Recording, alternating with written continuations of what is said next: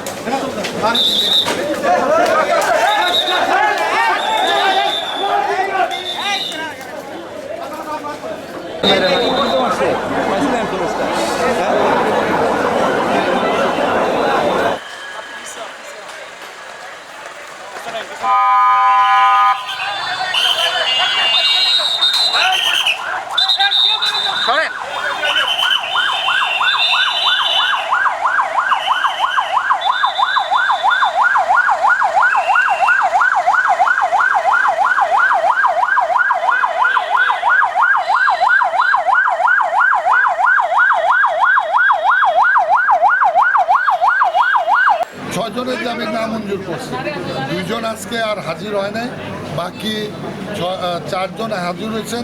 তাদেরকে জামিনের আবেদন নামঞ্জুর করে কারাগারে পাঠিয়েছেন। আর যাদের বিরুদ্ধে এলিগেশন সরাসরি নাই, তাদের জামিনের আবেদন চার্জশিট পর্যন্ত মঞ্জুর করছেন, অস্থায়ী জামিন। আর আপনারা জানেন, এরা বৈষম্য বিরোধী ছাত্র আন্দোলনের মামলা।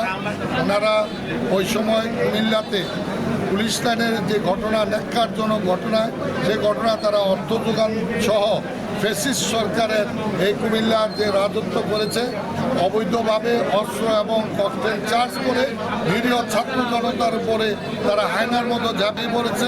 মাঠের অলরাউন্ডার আমি, আর ঘরের allrounder Tilex. Tilex toilet cleaner, clean মানেই টাইলক্স। এবং প্রচুর ভিকটিম এখনো হাসপাতালে চিকিৎসাধীন আছে। আমরা কোর্টের কাছে এগুলি তুলে ধরেছি। কোর্ট আমাদের বক্তব্য সন্তুষ্ট হয়ে তাদের 6 জনের জামিনের আবেদন নামঞ্জুর করে জেল হাজতে পাঠানো হয়েছে।